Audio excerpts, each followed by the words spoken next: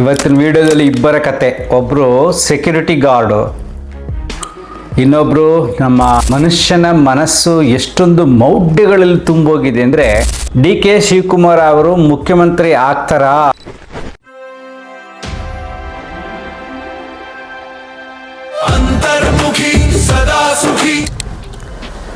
ನಮಸ್ಕಾರ ಸ್ನೇಹಿತರೆ, ಇವತ್ತಿನ ವಿಡಿಯೋದಲ್ಲಿ ಇಬ್ಬರ ಕತೆ. ಒಬ್ಬರು ಸೆಕ್ಯೂರಿಟಿ ಗಾರ್ಡು, ಇನ್ನೊಬ್ಬರು ನಮ್ಮ CM ಶಿವಕುಮಾರ್ ಅವರು. ಇವ್ರ ಕತೆ ಹೇಗೆ ಅಂದರೆ ಮನುಷ್ಯನ ಮನಸ್ಸು ಎಷ್ಟೊಂದು ಮೌಢ್ಯಗಳಲ್ಲಿ ತುಂಬೋಗಿದೆ ಅಂದರೆ DK ಶಿವಕುಮಾರ್ ಅವರು ಮುಖ್ಯಮಂತ್ರಿ ಆಗ್ತಾರಾ, ಅನುಗ್ರಹ ಮಾಡಿ ಅಂತ ಎತ್ತು ಬಸವಣ್ಣ ಅಂತ ಕರೀತಾರೆ. ಈಗ ಅವುಗಳದ್ದು ಜಾಸ್ತಿ ಕಾಟ ಜಾಸ್ತಿ ಆಗಿದೆ ಎಲ್ಲ ಕಡೆ. ಕೆಲವು ಎತ್ತುಗಳನ್ನು ಈ ದೊಡ್ಡ ಬಸ್ನಲ್ಲಿ AC ಬಸ್ಸು ಅದಕ್ಕೋಸ್ಕರ ಮಾಡಿಸ್ಕೊಂಡಿದ್ದಾರೆ. ಸಿನಿಮಾ ನಟರಿಗೆ ಮಾಡಿಸ್ತಾರಲ್ಲ ಆ ಥರ ಮಾಡಿಸಿ ಕ್ಯಾರವ್ಯಾನ್ ಅಂತ ಕರೀತಾರೆ ನೋಡಿ, ಅದ್ರಲ್ಲಿ ಕರ್ಕೊಂಡು ಹೋಗ್ತಾರೆ. ಆ ಲೆವೆಲಿಗೆ ಬೆಳೆದಿದೆ ಮೌಢ್ಯತೆ. ಆ ವಿಡಿಯೋ ಎಲ್ಲ ಕಡೆ ವೈರಲ್ ಆಗ್ತಾ ಇದೆ. ಅದು ಸ್ವಲ್ಪ ಹಾಕ್ತೀನಿ, ಅದನ್ನು ನೋಡಿ. ನಾನು ನಮ್ಮ ಕರ್ನಾಟಕದ ರಾಜ್ಯದಲ್ಲಿ DK ಶಿವಕುಮಾರ್ ಸಾಹೇಬ್ರನ್ನ ಅವ್ರ ಕಣ್ಣಲ್ಲಿ ನೀರು ಹಾಕದಂಗೆ ಅವ್ರು ಮುಖ್ಯಮಂತ್ರಿ ಆಗ್ಬೇಕು. ಆಯ್ತಾರೆ ಕೂಡ ನಾನು ಇದ್ದೀನಿ, ಅವ್ರ ಹಿಂದೆ ಕನ್ವೋಗಿದೆ. ನಿನ್ನ ಸಂದೇಶನ ಅವ್ರಿಗೆ ರವಾನಿಸ್ತೀನಿ. ಅವ್ರ ಕಣ್ಣಲ್ಲಿ ನೀರು ಹಾಕದಂಗೆ ಅವ್ರಿಗೆ ಯಾರವ್ರು ಏನ್ ಎತ್ತವ್ರು ನಮಗ್ ಗೊತ್ತಿಲ್ಲಪ್ಪ. ಆ ಅಪ್ಪನಿಗೆ ಪಕ್ಷಕ್ಕಾಗಿ ತ್ಯಾಗ ಮಾಡವ್ರೆ, ದುಡ್ದವ್ರೆ. ಅವ್ರಿಗೆ ಫಲ ಕೊಡಪ್ಪ ನಮ್ಮಪ್ಪ ತಂದೆ ಅಂತ ಹೇಳಿ ನಿನ್ನ ಪಾದನ ಕೇಳ್ಕೊಳ್ಳೋರು ಬಂದಿದ್ದೀವಿ. ಸಾಹೇಬ್ರಿಗೆ ಅವ್ರಿಗೆ ಯಾವುದೇ ಲಾಚಾರ ಗಂಡಾಂತರಗಳು ಇದ್ರು ನೀವು ತಾಲೂಕು ಹಾಕೊಂಡು ಮತ್ತೆ ನನಗ ತಿಳ್ಕೊಂಡು ಮುಖ್ಯಮಂತ್ರಿ ಮಾಡ್ಬೇಕಪ್ಪ.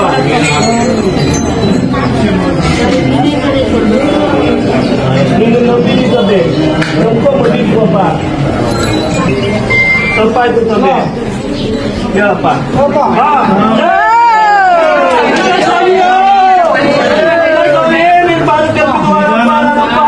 ಅದು ಶಿವಕುಮಾರ್ ಅವರು ಮುಖ್ಯಮಂತ್ರಿ ಆಗ್ತಾರೆ ಅಂತ ಆಶೀರ್ವಾದ ಮಾಡಿದೆ. ಭಕ್ತರೆಲ್ಲ ಹೋಗಿ ಅಲ್ಲಿ ಕೇಳ್ತಾ ಇದ್ದಾರೆ ದೀನರಾಗಿ. ಇದೇ ರೀತಿ ನಿಖಿಲ್ ಕುಮಾರಸ್ವಾಮಿ ಎಲೆಕ್ಷನ್ ನಿಂತ್ಕೊಂಡಾಗ ಚನ್ನಪಟ್ಟಣದಲ್ಲಿ ಒಂದು ಬಸವನ ಹತ್ರ ಇದೆಲ್ಲ ಕೇಳಿ ಆಗ್ತಾರೆ ಅಂತ ಹೇಳಿದರು. ಬೇಕಾಷ್ಟು ದೇವಸ್ಥಾನಗಳಲ್ಲಿ ಅದರಲ್ಲಿ ಹೂವು ಎಲ್ಲ ಕೊಟ್ಟಿತ್ತು. 5 ಕಡೆ ಅವರು ಜ್ಯೋತಿಷ್ಯ ಕೇಳಿದ್ರು, ಎಲ್ಲರೂ ಆಗ್ತಾರೆ, ಗೆಲ್ತಾರೆ ನಿಖಿಲ್ ಕುಮಾರಸ್ವಾಮಿ ಅಂತ ಹೇಳಿದರು. ಕೊನೆಗೆ ಸೋತರು. ಈಗ DK ಅವರು ಶಿವಕುಮಾರ್ ಅವರು ಮುಖ್ಯಮಂತ್ರಿ ಆಗ್ತಾರೆ ಅಂತ ಇದು ಗೆಸ್ಸಿಂಗು. ಈ ಸಮಾಜದಲ್ಲಿ ನಡೀತಕ್ಕಂಥ ಎಲ್ಲ ನ್ಯೂಸ್ಗಳೆಲ್ಲ ನೋಡಿ ಅವ್ರದ್ದೇನೋ ಅಂಡರ್ಸ್ಟ್ಯಾಂಡಿಂಗ್ ಆಗಿದೆ, ಅದು ಬೇರೆ ವಿಷಯ, ಪೊಲಿಟಿಕ್ಸು. ಆ ಗೆಸ್ಸಿಂಗಲ್ಲಿ ಏನು ಮಾಡ್ತಾರೆ, ಈ ಬಸವನಿಗೆ ಎತ್ತಿಗೆ ಏನು ಮಾಡ್ತಾರೆ, ಟ್ರೈನಿಂಗ್ ಕೊಟ್ಟಿರ್ತಾರೆ. ಅಲ್ಲಿ ಇಟ್ಕೊಂಡಿರ್ತಾನೆ ನೋಡಿ, ಅವನು ಸಿಗ್ನಲ್ ಕೊಟ್ಟಾಗ ಅದೆಲ್ಲ ಆಶೀರ್ವಾದ ಮಾಡೋದೆಲ್ಲ ಮಾಡುತ್ತೆ. ಅದಕ್ಕೆ ಟ್ರೈನಿಂಗ್ ಕೊಡೋಕ್ಕೆ ತಮಿಳ್ನಾಡಿಂದ ಬರ್ತಾರಂತೆ. ಇದೆಲ್ಲ ತಿಳ್ಕೊಂಡಿದ್ದೀನಿ ನಾನು. ಇನ್ನೊಂದೇನಪ್ಪ ಅಲ್ಲಿ ವಿಶೇಷತೆ ಅಂದರೆ, ಪಾಪ ಆ ಎತ್ತಿಗೆ ಮೂಗ್ದಾರ ಹಾಕಿರ್ತಾರೆ, ಹಗ್ಗ ಕಟ್ಟಿರ್ತಾರೆ. ಅದು ದೇವರಾದರೆ ನೀನು ಕೇಳುವ ಪ್ರಶ್ನೆಗಳನ್ನು ಅರ್ಥ ಮಾಡಿಕೊಂಡು ಉತ್ತರ ಕೊಡುವುದಾದರೆ ಅದಕ್ಕೆ ಯಾಕೆ ಮೂಗು ಚುಚ್ಚಬೇಕು? ದೇವರಪ್ಪ ಸೈಲೆಂಟಾಗಿ ಬರುತ್ತೆ, ಸೈಲೆಂಟಾಗಿ ಮಲಗಿರುತ್ತೆ, ಸೈಲೆಂಟಾಗಿ ಆಶೀರ್ವಾದ ಮಾಡುತ್ತೆ, ಸೈಲೆಂಟಾಗಿ ಹೋಗುತ್ತೆ. ದೇವರಲ್ವಾ? ಪಾಪ ಮೂಗು ಚುಚ್ಚಿ ಅದಕ್ಕೆ ಹಗ್ಗ ಕಟ್ಟಿ ಹಿಡ್ಕೊಂಡು ಒಬ್ಬ ಕಂಟ್ರೋಲ್ ಮಾಡ್ತಿರ್ತಾನೆ ನೋಡ್ರಿ. ಅದನ್ನು ನಂಬಿ ನೂರಾರು ಜನರು ಹೋಗ್ತಾರೆ. ಬೇಕಷ್ಟು ಕಡೆ ಇದೆಲ್ಲ ಒಂದು ದೊಡ್ಡ ದಂಧೆ ಆಗಿಬಿಟ್ಟಿದೆ ಅದು. ಇವೆಲ್ಲವೂ ಮೌಢ್ಯಗಳು. ಇದರಿಂದ ಹೊರಗಡೆ ಬನ್ನಿ. ಸಿಂಪಲ್ ಅದು ವಿಡಿಯೋ ನೋಡಿ. ಇನ್ನೊಂದು, ಒಬ್ಬ ಸೆಕ್ಯೂರಿಟಿ ಗಾರ್ಡ್ ಅಂತ ಹೇಳಿದೆ. ಪಾಪ ಅವ್ನು ಕಷ್ಟದಲ್ಲಿ ಜೀವನ ಮಾಡ್ತಾ ಇರ್ತಾನೆ. ಅವ್ರಿಗೆ ಮಾನಸಿಕವಾದ ಸಮಸ್ಯೆ ಅವರ ಅಪ್ಪನಿಗೆ, ಅವ್ರ ಫ್ಯಾಮಿಲಿಗೆಲ್ಲ ಬಂದಿದೆ. ಆ ಸಮಸ್ಯೆಯನ್ನು ಬಗೆಹರಿಸೋಕ್ಕೆ ಬೆಳ್ಳಾರಿಯಿಂದ ಬರ್ತಾರೆ ಮಾಟ ಮಂತ್ರ ಮಾಡೋರು. ಅವ್ರು ಹೆಂಗೆ ಅಂದರೆ, ಶೂನ್ಯದಲ್ಲಿ ಒಂದು ಬಟ್ಟೆನಲ್ಲಿ ಏನೋ ಇಟ್ಬಿಟ್ಟು ಪೂಜೆ ಮಾಡಿದಾಗ ಬಟ್ಟೆಯಲ್ಲಿ ಬೊಂಬೆ ಬರುತ್ತೆ. ನೀವು ಅದು ಆಡಿಯೋ ಹಾಕ್ತೀನಿ ಕೇಳಿ. ಆ ಬೊಂಬೆ ಬಂದಾಗ ಪ್ರಾಬ್ಲಮ್ ಎಲ್ಲ ಸಾಲ್ವ್ ಆಯಿತು ಅಂತ. ಬೊಂಬೆ ಹಾಗೆ ಉತ್ಪತ್ತಿ ಆಗುತ್ತೆ. ಅದು ಮುಂದಿನ ಕತೆ ಏನಾಯಿತು ಅದು ಆಡಿಯೋದಲ್ಲಿ ಕೇಳಿ, ಚೆನ್ನಾಗಿದೆ ನಿಮಗೆ. ಈ ರೀತಿ ಸಮಾಜದಲ್ಲಿ ಬೇಕಾಷ್ಟು ಮೌಢ್ಯಗಳು ಬರ್ತಾ ಇದೆ. ಎಷ್ಟೇ ವಿಜ್ಞಾನ ಡೆವಲಪ್ ಆದರೂ ವಿಜ್ಞಾನದ ಜೊತೆಯಲ್ಲಿ ಅಜ್ಞಾನನೂ ಬೆಳೀತಾ ಇದೆ. ಎಲ್ಲರ ಮಾಡೋದಲ್ಲ ಈ ದೊಡ್ಡ ದೊಡ್ಡ ರಾಜಕಾರಣಿಗಳೇ ಹೋಮ ಹವನಗಳನ್ನು, ಪೂಜೆ ಪುನಸ್ಕಾರಗಳನ್ನು, ಮಂತ್ರಗಳನ್ನು, ಜ್ಯೋತಿಷಿಗಳನ್ನು ಎಲ್ಲ ಕೇಳಿ ಟಿ ವಿಲಿ ಬಂದು ಜನರೆಲ್ಲ ನಂಬ್ತಾರೆ. ಪಾಪ ಎಷ್ಟು ದುಡ್ಡು ಕಳ್ಕೊಂಡ ಆ ಯುವಕ ಆಡಿಯೋ ಕೇಳಿ. Okay, thank you. ಅಂತರ್ಮುಖಿ ಸದಾ ಸುಖಿ. ನಮಸ್ಕಾರ. 5 ತಿಂಗಳು ಸೆಕ್ಯೂರಿಟಿ ಕೆಲಸ ಮಾಡ್ಕೊಂಡಿದ್ದೆ. ಈ ಅಪ್ಪ ಅಮ್ಮನ್ ಸಾಕೊಂಡಿದ್ದೆ. ಈ ವಿದ್ಯಕ್ಕಿದ್ದಂಗೆ ಈ ಮೈಯೆಲ್ಲ ಮುಳ್ಚಿದ್ದಂಗೆ ಆಗುತ್ತೆ ಸರ್. ಮೈ ಕೈ ನೋವು ಸಿಕ್ಕಾಪಟ್ಟೆ. ನಮ್ ತಂದೆಯವ್ರಿಗೂ ಹಂಗೆ ಸ್ಟಾರ್ಟ್ ಆಗ್ಬಿಟ್ಟಿದೆ. ನನ್ಗೆ ಏನ್ ಸ್ಟಾರ್ಟಿಂಗ್ ಸಿಂಟಮ್ಸ್ ಸ್ಟಾರ್ಟ್ ಆಗಿದೆ ಅದೇ ನಮ್ ತಂದೆಯವ್ರಿಗೂ ಹಂಗೆ ಸಿಕ್ಕಾಪಟ್ಟೆ 100 ಕಡೆ ಓಡ್ ಸತ್ತಾಡ್ಬಿಡಿ. ಜೀವನನೇ ಬೇಸತ್ಬಿಡಿದೆ ಸರ್. ಸೋತಾಗ್ಬಿಟ್ಟಿದೀವಿ. ಎಲ್ಲಿ ನೋಡು ಮೋಸ. ಏನ್ ಮಾಡ್ಬೇಕು ಅನ್ನೋದೇ ಗೊತ್ತಾಗ್ತಿಲ್ಲ. ಏನಕ್ಕೆ ಹಿಂಗ್ ಆಗ್ತಿದೆ ಅನ್ನೋದೇ ಗೊತ್ತಾಗ್ತಿಲ್ಲ. ಏನ್ ಡಾಕ್ಟರ್ ಏನ್ರು? ಡಾಕ್ಟರ್ 5-6 ಹಾಸ್ಪಿಟ್ಲ್ ಸುತ್ತಾಡಿದೀನಿ ಸರ್. ಎಲ್ಲ ನಾರ್ಮಲ್ ಇದೆ. ಹಾ, ಈ ಮೈಯೆಲ್ಲ ಮುಳ್ಚಿದ್ದಂಗ ಆಗೋದು ಹಂಗೆಲ್ಲ ಆಗ್ತದೆ. ನಮ್ ತಂದೆಯವ್ರು ನಂಗೂ ಸ್ಟಾರ್ಟಿಂಗ್ ಸೊಂಟ ನೋವಿಂದಾನೆ ಸ್ಟಾರ್ಟ್ ಆಗಿದೆ. ಎದೆನೋ ಸೊಂಟ ನೋವಿಂದಾನೆ. ಈಗ ನಮ್ ತಂದೆಗೂ ಸಿಕ್ಕಾಪಟ್ಟೆ ಸೊಂಟ ನೋವು. ಸ್ವಲ್ಪ ಹೊತ್ತಿರುತ್ತೆ, ಸ್ವಲ್ಪ ಹೊತ್ತಿರಲ್ಲ. ನನ್ಗೆ ಅದೆಲ್ಲ ಕಮ್ಮಿ ಆಯ್ತು. ಇವಾಗ ಮುಳ್ಚಿದ್ದಂಗ ಆಗೋದು, ಮೈ ಕೈ ನೋವು ಸಿಕ್ಕಾಪಟ್ಟೆ ಆಗ್ಬಿಡಿದೆ ಸರ್. ನೊಂದೋಗ್ಬಿಟ್ಟಿದೆ. 100 ಕಡೆ ಓಡಾಡಿ ಇರೋ ಬರೋ ದುಡ್ಡೆಲ್ಲ ಕಳ್ಕೊಂಡು ಜೀವನ ಅಲ್ಲೋಲ್ಲ ಕಲ್ಲಲ್ಲ ಆಗ್ಬಿಟ್ಟಿದೆ. ಡಾಕ್ಟರ್ ಹೇಳಿಲ್ವಾ ಏನು ರೀಸನ್? ಇಲ್ಲ ಸರ್, ಏನ್ ಹೇಳಿ, ಎಲ್ಲ ನಾರ್ಮಲ್ ಬರ್ತಾ ಇದೆ. ಏನ್ ಮಾಡ್ಬೇಕನ್ನೋದೇ ಗೊತ್ತಾಗ್ತಿಲ್ಲ ಸರ್. ಎಲ್ಲ ನಾರ್ಮಲ್ ಇದ್ರೆ ನೀವ್ ಇವ್ರ ಹತ್ರ ಹೋಗಿ ಸೈಕಾಲಜಿಸ್ಟ್ ಹತ್ರ ಹೋಗಿ ಅಲ್ಲೂ ಹೋಗ್ ಬಂದೆ ಸರ್. ಮಾತ್ರೆ ಕೊಟ್ರಾ? ಮಾತ್ರೆ ಕೊಟ್ಟು ಮಾತ್ರೆ ತಗೊಂಡೆ. ಏನು ಇದಿಲ್ಲ ಸರ್. ಮೈ ಕಾಲ ಇದ್ದಂಗ ಆಗುತ್ತೆ. ಏನ್ ಮಾಡ್ಬೇಕನ್ನೋದೇ ಗೊತ್ತಾಗ್ತಿಲ್ಲ. ನಾವ್ ಇಂಥವೆಲ್ಲ ನಂಬೋದಿಲ್ಲ. ನಮ್ಲೂ ಬೇಕು ಅನ್ಸುತ್ತೆ. ಎಲ್ಲ ನಾರ್ಮಲ್ ಇದೆ. ಏನ್ ಮಾಡ್ಬೇಕನ್ನೋದೇ ಗೊತ್ತಾಗ್ತಿಲ್ಲ. ಏನ್ ನಂಬೇಕು?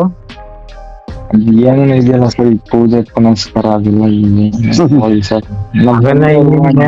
ಮಾಟ ಮಾಡ್ಸಾರ ಅಂತಾನ? ಸರ್, ನಮ್ ತಂದೆಯವ್ರಿಗೂ ಹಂಗೆ ಆಗಿದೆ ಸರ್. ನನ್ಗೆ ಏನ್ ಸಿಂಟಮ್ಸ್ ಇದೆಯಾ, ಎದೆನೋ ಬಂತು ಸ್ಟಾರ್ಟಿಂಗ್ ನಮ್ಗೆ. ಇದು ಆಗಕ್ಕೂ ಮುಂಚೆ ಎದೆನೋ ಬಂದಾಗ ಜೈದಾಗ ಹೋಗಿ ಮನೆಗ್ ಬಂದೆ. ಇದ್ದಕ್ಕಿದಂಗೆ ವಿಚಿತ್ರ ಸುಸ್ತಾಯ್ತು ಒಂಥರ. ನಮ್ ತಂದೆಯವ್ರಿಗೂ ಹಂಗೆ ಎದೆನೋ ಬಂದು 1-2 ವಾರದಿಂದ ಹಂಗೆ ಮನೆಗ್ ಬಂದಾಗ ಅವ್ರಿಗೂ ಒಂಥರ ಸುಸ್ತು. ಏನ್ ಮಾಡ್ಬೇಕನ್ನೋ ದಿಕ್ಕೆ ತೋರಿಸ್ತಿಲ್ಲ ಸರ್. ಇರೋ ಬರೋ PF ದುಡ್ಡಂತೆ ಅದು ಇದಂತೆ ಎಲ್ಲ ಕಳ್ಕೊಂಡ್ಬಿಟ್ಟಿದೀನಿ. ಅವ್ರ ಯಾರೋ 11 ದಿವಸದಿಂದ ಬಂದಿದ್ರು ಬಳ್ಳಾರಿಯಿಂದ. ಅದೇ ಪೂಜೆ ಮಾಡೋದು ಬೊಂಬೆನೆ ಇಲ್ಲಿ ಕರ್ಸ್ಕೊಂಡ್ರು ಅಂತ ಕರ್ಸ್ಕೊಂಡ್ರು. 11 ದಿವಸ ಕ್ಲಿಯರ್ ಆಗುತ್ತಂದ್ರು. 11 ದಿವಸ ಇಲ್ಲ, 1 ದಿವಸದ ಮಟ್ಟಿಗೆ ಒಂಚೂರು ಪರವಾಗಿಲ್ಲ ಅನ್ಸುತ್ತೆ. ತಿರ್ಗಾಲೆ 50 ಭಾಗ ಪರವಾಗಿಲ್ಲ ಅನ್ಸುತ್ತೆ. ತಿರ್ಗಾಲೆ ಮಾರನೇ ದಿವಸದ ಅದೇಗಳ ಅದೇ ಪೂಜೆ ಮಾಡಿ ಸರ್. ಅರ್ಧ ಪಂಚೆ ಕಟ್ ಮಾಡ್ಕೊಂಡ್ರು. ಅದ್ ತಾಂಬೂಲ ಇಡು ಅಂದ್ರಿ. ಅದನ್ನ ಒಂದ್ ದಿಕ್ಕಿಂದು 8 ದಿಕ್ಕಲ್ಲಿ ತಾಂಬೂಲ ಇಟ್ಟೆ ಅಂದ್ರೆ ಎಲೆ ಅಡಿಕೆ ನಿಂಬೆಹಣ್ಣು. ಅದು ಒಂದ್ ದಿಕ್ಕಲ್ಲಿ ಇಡಂದ್ರೆ ಅದ್ ಇಟ್ಟೆ. ಇನ್ನೊಂದ್ ಅರ್ಧ ಪಂಚೆ ಕಟ್ ಮಾಡ್ಕೊಂಡ್ ಚೆನ್ನಾಗ್ ಸುತ್ತಿದ್ರು ದಾರದಲ್ಲೇ. ಅದನ್ನ ತಿರ್ಗಾ ಕರ್ಪೂರ ಅನ್ಸ್ಬಿಟ್ಟು ಆ ಕರ್ಪೂರ ಆರೋದ್ರೊಳಗಡೆ ಅದನ್ನ ತೆಗಿಬೇಕು ಅಂದ್ರು. ಬಿಚ್ಬೇಕು ದಾರನ. ಅದ್ ಬಿಚ್ಚಿದಾಗ ಅದ್ ಬೊಂಬೆ ಆಗಿತ್ತು. ಅದು ಎಲ್ಲ ಕಿತ್ತಾಕೋದ್ರು. ಒಂದ್ 11 ದಿವಸ ಕ್ಲಿಯರ್ ಆಗುತ್ತೆ ಅಂದ್ರೆ 11 ದಿವಸ ಇಲ್ಲ, ಏನಿಲ್ಲ ಒಂಥರ ಹೆಂಗಾಗ್ಬಿಡಿ ಜೀವನ. ಬೇಜಾರಾಗ್ಬಿಡಿ ಸರ್. ಯಾರಿಗೊಂದು ನ್ಯಾಯ ಮಾಡಿಲ್ಲ. ಏನಪ್ಪ ಈ ಕರ್ಮ ಅನ್ಸ್ಬಿಡಿದೆ. ಆಮೇಲೆ ಅವ್ರಿಗೆ ಎಷ್ಟು ದುಡ್ಡು ಖರ್ಚು ಮಾಡಿದ್ರಿ?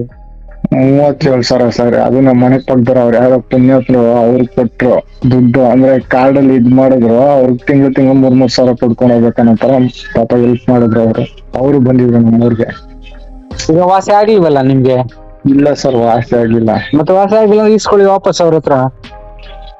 ಫೋನ್ ಮಾಡಿದ್ವಿ, ಅವ್ರಿಗೆ ಏನ್ ಸರಿಯಾಗಿ ರೆಸ್ಪಾನ್ಸ್ ಮಾಡಲ್ಲ.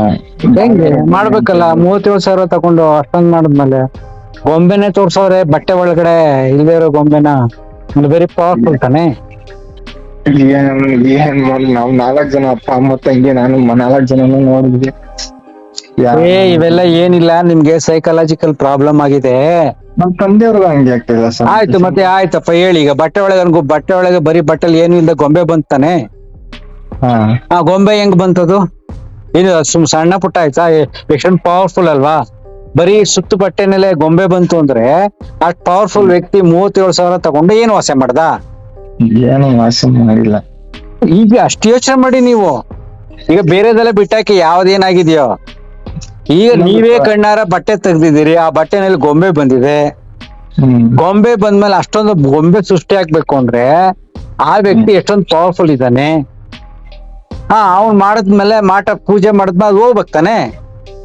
ಹೋಗಿಲ್ಲ ಅಂದ್ರೆ ನೀವೇನೋ ಪ್ರಾಬ್ಲಮ್, ನಿಮ್ ಮಾನಸಿಕವಾದ ರೋಗ ಇದೆ. ಅವ್ನು ಹೋಗಿಸ್ಲಿಲ್ಲ, ಅವನ ಹತ್ರ 37,000 ರೂಪಾಯಿ ವಾಪಸ್ ಕೇಳ್ಕೊಳ್ಳಿ. ಒಂದೇನೋ ಹೋಗಿ ಬರಕ್ 2-3 ಸಾವಿರ ಖರ್ಚು ಬಿಟ್ಬಿಟ್ಟು 35,000 ಇಸ್ಕೊಳ್ಳಿ. ಪಾಪ ತಿಂಗ್ 3 ಸಾವಿರ ಎಲ್ಲಿಂದ ಕಟ್ತೀರಾ? ಈಗ ಅದನ್ನ ನೀವು ನಂಬೋದಾದ್ರೆ ಬೇರೆದೆಲ್ಲ ಸುಳ್ಳು.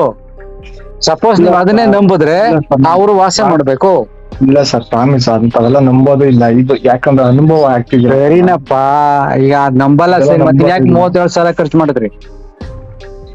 ಅದು ಎಲ್ಲೋದ್ರು ನಾರ್ಮಲ್ ಬಂತಲ್ಲ ಸರ್, ನಾವ್ ಏನ್ ಅದೇ ಅಂದ್ರೆ ಎಲ್ಲೋದ್ರು ಮೆಡಿಕಲ್ ಆಗಿ ನಾರ್ಮಲ್ ಬಂದು ನಿಮ್ಗೆ ಈ ರೀತಿ ಆಗ್ತಿದೆ ಅಂದ್ರೆ ನಿಮ್ಮ ಮನಸ್ಸಿನ ಮೇಲೆ ಯಾವುದೋ ರೀತಿಯಾದ ಪ್ರಭಾವ ಬೀರಿದೆ. ಏನೋ ನೋಡಿ ಎದ್ರುಕೊಂಡಿರ್ತಾರ, ಯಾವುದೋ ಒಂದು ನಂಬಿರ್ತೀರ, ಏನೋ ಒಂದು ಟೆನ್ಷನ್ ಆಗಿರುತ್ತೆ, ಅಷ್ಟೊಂದೆಲ್ಲ ಕಥೆಗಳು ಗೊತ್ತಲ್ಲ. ಇದು ಮಾನಸಿಕ ರೋಗ, ಆಯ್ತಾ?